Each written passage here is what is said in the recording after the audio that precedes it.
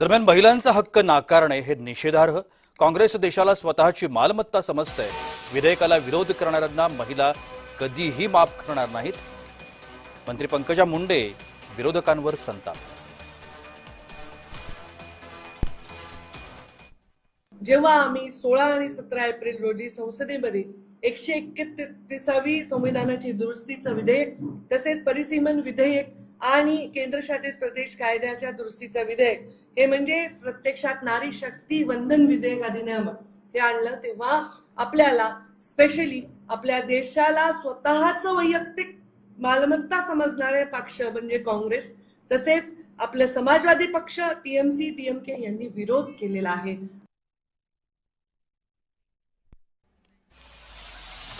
मंत्री पंकजा मुंडे यांचं हे विधान होतं. महिलांचा हक्क नाकारणे हे निषेधार्ह असल्याचं पंकजा मुंडेंनी म्हटलं. काँग्रेस देशाला स्वतःची मालमत्ता समजते असं देखील त्या म्हणाल्या.